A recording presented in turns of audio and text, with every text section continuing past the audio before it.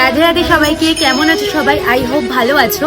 যারা যারা ভগবানকে ভালোবাসো, বিশ্বাস এবং শ্রদ্ধা করো, তারা ভিডিওটা লাস্ট অব্দি শোনো।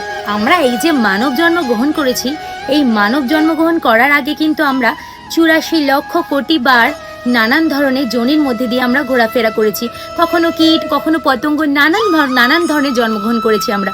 তো মানব জন্মগ্রহণ করার আগে যেসব জন্মগ্রহণগুলো আমরা করেছিলাম, তখন কিন্তু আমাদের পরমেশ্বর আমাদের সাথে প্রত্যেকটা জনির মধ্যে দিয়ে আমাদের সাথে একসাথে তাল মিলিয়ে আমাদের সাথে সহায়তা করে চলতেন তিনি, যাতে আমাদের কোনো দুঃখ কষ্ট না হয়। তখন ভগবান মনে করতেন যে একে যদি আমি মানব জন্মগ্রহণ দিই, তাহলে হয়তো মানব জন্মগ্রহণ করার পরে এ আমার নাম জপ করবে, আমার নাম ভজন কীর্তন করবে। তখন সে এই জনিগুলোর মধ্যে জীবন মৃত্যুর এর মধ্যে দ্বন্দ্বতে আর ফাঁসবে না। সে আমার নাম জপ করবে, আমি তাকে মুক্তি দিয়ে দেব। কিন্তু দেখো বন্ধুরা, আমরা যখন মায়ের পেটে মাতৃগর্ভে থাকি, তখন কিন্তু মাতৃগর্ভে থাকতে আমরা ভগবানকে বলি, হে ভগবান, আমাদের এই অন্ধকার থেকে আমাকে পৃথিবীর আলো দেখাও। আমি পৃথিবীর আলোতে গিয়ে তোমার নাম জপ করব, তোমাকে আমি জপ করব, তোমাকে ডাকবো।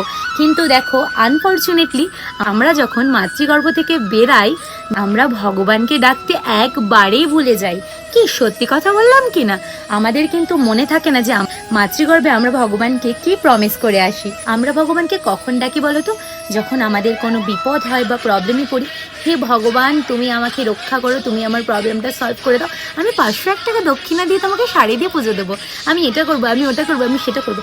আদেও কি আমাদের ভগবানকে দেওয়ার মতো কিছু আছে বলো তো? সবই তো তার। আমরা তাদেরকে কি দেব? আমরা দিতে পারি তাদেরকে ভক্তি, ভালোবাসা, শ্রদ্ধা। এর থেকে বেশি কিছু তো আমাদের দেওয়ার মতন ক্ষমতাই নেই, তাই না বলো? তো এখনও অনেক দেরি হয়ে যায়নি। আমরা এত সুন্দর একটা মানব জন্ম পেয়েছি, আমাদেরকে প্রত্যেকটা মুহূর্তে ভগবানের নাম জপ করতে হবে। কিন্তু দেখো, আমরা মানব জন্মগ্রহণ করে কেউ যদি আমাদের জিজ্ঞেস করে, চল কি করবি? আরে ভাই, জীবন তো একটাই, পার্টি করব, মজা করব, এনজয় করব। আমরা কিন্তু এটাই বলি। আরে বন্ধু, একবার তো রাধা নামে ডুবে দেখো। এ নামের যে পার্টি, সেই পার্টি তোমাকে অনেক দূর এগিয়ে নিয়ে যেতে সাহায্য করবে। মনে হলো বলা উচিত, এখনো দেরি হয়নি, এখনো অনেক টাইম আছে। মরণকালে হরিকে ডেকে কোনো লাভ নেই।